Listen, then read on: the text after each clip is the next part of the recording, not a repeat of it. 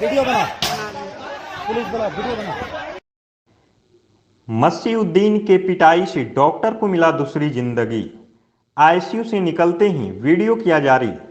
बिहार के नवादा जिला में चर्चित नेता मसीउद्दीन और उसके गुर्गे के द्वारा मारपीट के मामले में आईसीयू से निकलने के बाद डॉक्टर सैयद वासिफ हसन ने कहा, बचने की उम्मीद नहीं थी, लेकिन डॉक्टर ने दूसरी जिंदगी दे दिया। फिर एक वीडियो जारी किया जिसमें कई मामलों का उजागर किया है। मामला 9 सितंबर सोमवार सुबह 10 बजे का था, जब एक जमीन के टुकड़े के लिए चर्चित नेता और उसके गुर्गे के द्वारा बेरहमी से सैयद वासिफ हसन और उसके पत्नी को मारपीट किया गया था, जिसके बाद पति पत्नी को मारपीट के दौरान शरीर के कई हिस्सों में चोट आई और जख्म का निशान भी देखा गया।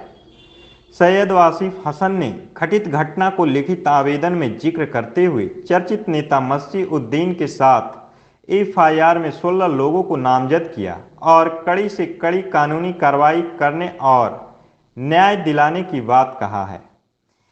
बीते घटना के बाद सैयद वासिफ हसन ने इलाज के बाद जब स्वास्थ्य में सुधार हुआ तो पीएमसीएच के आईसीयू वार्ड से जनरल वार्ड में आते ही एक वीडियो जारी किया। इस वीडियो में उन्होंने विवाद के कारण को बताया और कार्रवाई करने के साथ साथ चर्चित नेता मसीउद्दीन और खुद की संपत्ति को सीबीआई से जांच करने का गुहार लगाया है। बताया कि चर्चित नेता के द्वारा मेरी संपत्ति का उजागर किया गया और सीबीआई से जांच करने की मांग किया गया था, लेकिन आज हम लिखित आवेदन देकर सीबीआई से गुहार लगा रहे हैं कि दोनों की संपत्ति का जांच किया जाए और उचित न्याय दिया जाए। इस मामले के बाद नरहट थाना अध्यक्ष सरफराज इमाम ने बताया कि घटना के बाद प्राथमिकी दर्ज की गई है। दर्ज प्राथमिकी में 16 लोगों का नाम दर्ज है। छापेमारी जारी है। नामजद अभियुक्त को पुलिस गिरफ्तार करने की कोशिश कर रही है। इलेक्शन की ट्रेनिंग प्रिजाइडिंग अफसर के रूप में ले रहा था, तब डीएम साहब यशपाल मीना साहब भी बारिश होते हुए वहां मौजूद थे। कुछ प्रश्नोत्तरियां भी हुई और मैंने बताया कि सर, जम्मू कश्मीर का इलेक्शन भी मैं करवा चुका हूं। उसके बाद मौलाना साहब का मेरे पास फ़ोन आया और वो जो है मुझे भद्दी गालियां दे रहे थे। मुझे बड़ा अजीबोगरीब लगा। उस दिन से मैं मेडिकल की छुट्टी में चला गया। उसका एविडेंस मेरे पास मौजूद है, उसे देखा जा सकता है। और जब मैं घर आया तो भाइयों ने बताया कि ऐसे ऐसे ऐसे।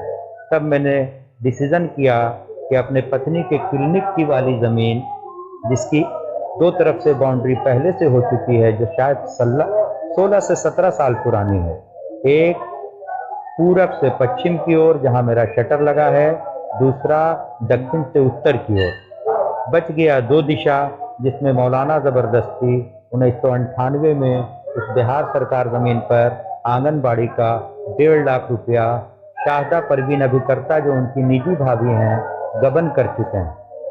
मौलाना ने मेरे ननिहाल वालों से मिलकर ज़बरदस्ती उस ज़मीन पर पुनः आंगनबाड़ी का निर्माण करवाना चाहा, और जो आंगनबाड़ी राज्यपाल के नाम से मसीउद्दीन के नीचे बगल में है, उस पर भी ये एक हॉल का निर्माण अतिक्रमण के द्वारा कर रहे थे।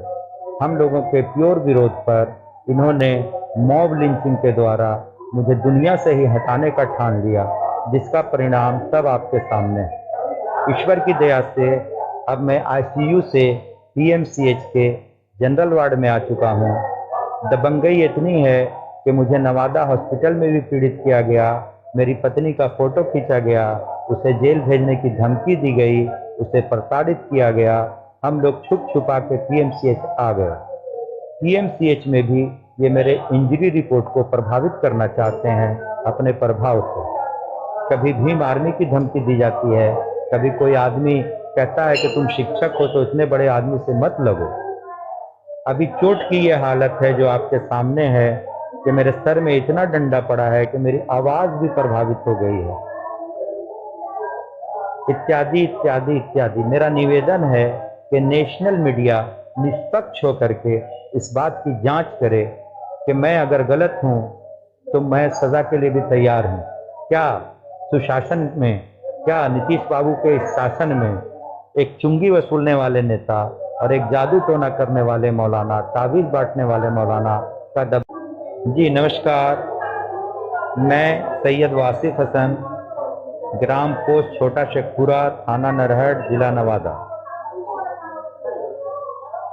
मैं आज आईसीयू से निकल के जनरल वार्ड में आ चुका हूँ। भगवान की दया है कि मॉब लिंचिंग में 32 से 50 लाठियां खाकर जीवित हूँ। कथा ये है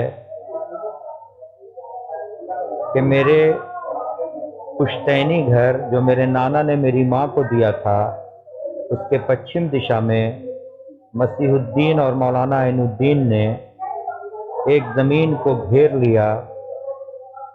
सरकार के द्वारा 44 से 188 भी लगा, परंतु घेराबंदी होती रही, जिसको प्रशासन देख भी सकता है। तब मसीहुद्दीन के द्वारा अपनी पत्नी के साथ मिलकर चुन्नू आलम के घर से सीढ़ी लाकर मेरे पश्चिम दिशा के घर का 2 CCTV कैमरा चुरा लिया गया, जिसकी FIR भी नरहट थाना में दर्ज है। चहारदीवारी जो मेरे घर के पश्चिम तरफ हो रही थी, उस पर 44 और 188 के बावजूद इन्होंने पूरी चहारदीवारी कंप्लीट करके बड़ा सा गेट भी लगाया। मेरे घर पे कोई जाके देख सकता है कि पश्चिम दिशा में जो मेरा कच्चा मकान है, अब उस पर एक फ्रिज और एक सोफा ले जाने की भी जगह नहीं बची है। इस आलोक में मेरे बड़े भैया ने जब मौलाना साहब से अपना प्रॉब्लम रखा, तो उन्होंने 2 टूक लहजे में कहा कि तुम्हारे घर के पूरब दिशा की भी ज़मीन मेरे पिता के नाम है और मैं उसे घेर लूँगा। अंततोगत्वा इन्होंने पॉलिसी के तहत उसमें एक रोड बनवा डाली थी, फिर उसमें बड़ा सा नाला निकाल रहे थे, जिससे मेरी क्लिनिक भी डिस्टर्ब होने वाली थी। ये लोग लगातार मुखिया फंड से, मनरेगा फंड से गबन आदि करते रहते हैं। मसीहुद्दीन कोई नेता नहीं, बल्कि नेता के रूप में एक चुंगी वसूल करने वाला नेता है। आए दिन शेखपुरा के लोग काफ़ी पीड़ित रहे हैं, जिसका एक बड़ा इतिहास है। मेरे पश्चिम दिशा की ज़मीन पर भी FIR दर्ज है, जिसको नरहट थाने से पता किया जा सकता है।